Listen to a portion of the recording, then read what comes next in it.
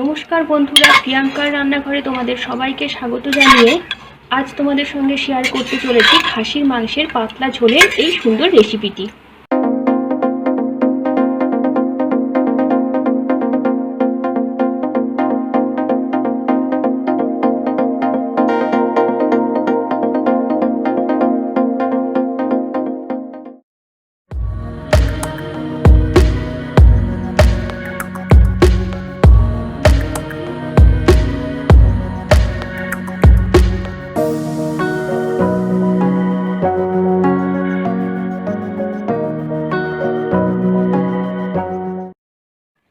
খাসির মাংসের পাতলা ঝোল বানানোর জন্য মাংসগুলোকে আমি খুব ভালো করে ধুয়ে নিয়েছি। তারপর মাংসগুলোর মধ্যে আমি সর্ষের তেল দিয়ে নিয়েছি। আর এখানে আমি 3টে বড় সাইজের পেঁয়াজ কুচিয়ে নিয়েছি আর নিয়েছি একটা রসুন কুচি। এবার আমি মাংসের মশলাটা রেডি করে নেব। তার জন্য আমি এখানে নিয়ে নিয়েছি 2 কাঁচা লঙ্কা, 2 শুকনো লঙ্কা, 50 গ্রাম আদা টুকরো করে নিয়েছি আর নিয়েছি 2 ছোট সাইজের টমেটো। এর মধ্যে আমি সামান্য পরিমাণে জল দিয়ে নেব। তারপর মশলাটা রেডি করে নেব। মশলার পেস্ট আমার রেডি হয়ে গেছে। এরপর মাংসটার মধ্যে আমি দিয়ে দেব হাফ চামচ হলুদের গুঁড়ো, পেঁয়াজ কুচি। আমি এখানে কিছুটা পেঁয়াজ কুচি দিলাম, বাকিটা আমি রান্নার সময় পরে ব্যবহার করব। দিয়ে দিচ্ছি রসুন কুচি।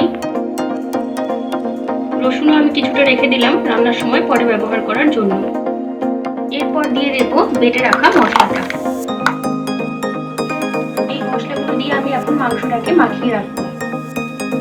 মাংসটা আমার ম্যারিনেট করা হয়ে গেছে। এখন মাংসটা আধ ঘন্টার জন্য ম্যারিনেশনে থাকবে। মাংসের জন্য আমি এখানে আলু কেটে নিয়েছি।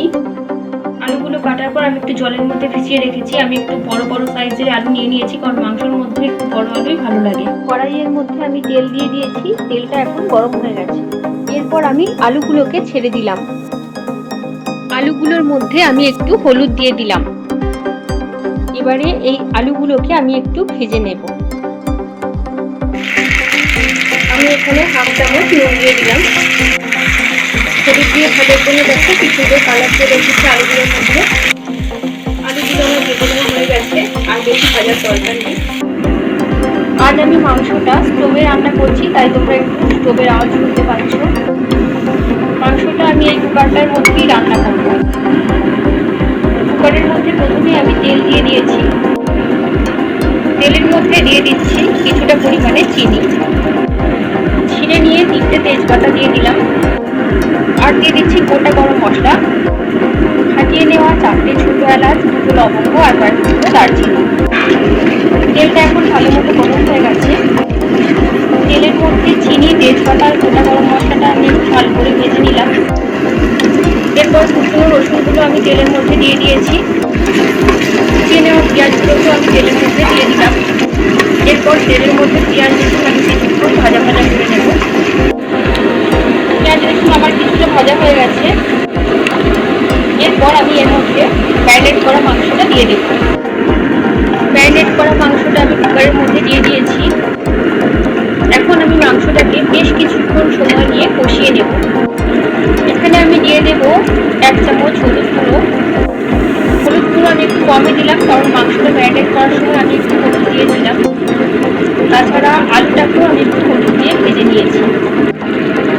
দিয়ে দিচ্ছি 1 চামচ কাশ্মীরি লঙ্কা। আমি এখানে আলাদা করে আর লঙ্কার গুঁড়ো দিলাম না, কারণ তোমরা দেখতেই পেয়েছো মশলা পেস্ট করার সময় 2 শুকনো লঙ্কা, 2 কাঁচা লঙ্কা দিয়ে আমি মশলাটা পেস্ট করে নিয়েছিলাম। দিয়ে দিচ্ছি নুন। আমি এখানে 1.5 চামচ মতো নুন দিলাম। এই মশলাগুলো দেওয়ার পরে মাংসটাকে আমি আরও ভালো করে কষিয়ে নেব। সমস্ত মশলা আমার দেওয়া হয়ে গেছে। এরপর আমি মাংসটাকে ভালোভাবে কষিয়ে নেব। মাংস যত বেশি সময় নিয়ে কষিয়ে নেওয়া যায়, মাংসের টেস্ট ততই সুন্দর হয়। শুধু মাংস কেন, যে কোনো রান্নায় যদি সময় নিয়ে কষিয়ে নেওয়া যায়, তাহলে সেই রান্নার টেস্ট খুবই সুন্দর হয়।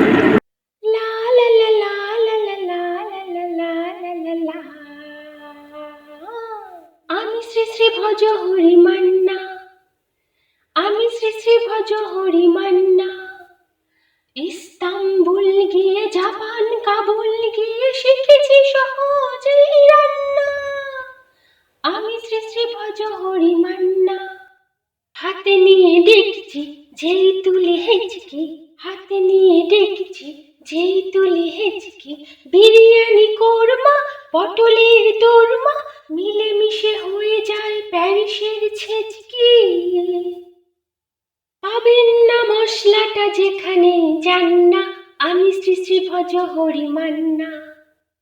সুইজারল্যান্ড গিয়ে ইজিপ্ট হল্যান্ড গিয়ে শিখেছি নতুন এই রান্না, আমি শ্রী শ্রী ভজ হরি মান্না। শোনো ভাই কুন্তি নিয়ে এসো খুন্তি, শোনো ভাই কুন্তি নিয়ে এসো খুন্তি, ওহে বীর হাজরা হাথার পাঁজরা, ওহে বীর হাজরা হাথার পাঁজরা, আজ তোমাকেই করি টেবিল অবন্তি, মোটেই হবে না ভুরি যত খুশি খান্না, আমি শ্রী শ্রী ভজ হরি মান্না। না কেটে খাসিটা টাটকা কি বাসিটা, না কেটে খাসিটা টাটকা কি বাসিটা, ঠিক পড়ে নজরে বলে দিই সজরে, মাংসটা ঝাল হবে মেটে হবে 80টা, পেটে গিয়ে ব্যবা করে জুড়ে দেবে কান্না, আমি শ্রী শ্রী ভজ হরি মান্না। খাইবার প্রাস খেয়ে রোসাই প্রাস খেয়ে শিখেছি দারুণ এই রান্না, আমি শ্রী শ্রী ভজ হরি মান্না, আমি শ্রী শ্রী ভজ হরি মান্না। মাংসটা আমার কিছুটা বসিয়ে দেওয়া হয়ে গেছে, এরপর এর মধ্যে দিয়ে দেবো ভেজে রাখা আলু দিয়ে। ভেজে নেওয়া আলু দিয়ে আমি মাংসটার মধ্যে দিয়ে দিলাম। এবার আলু সমেত মাংসটাকে আমি আরও কিছুক্ষণ এর মধ্যে বসিয়ে দেবো।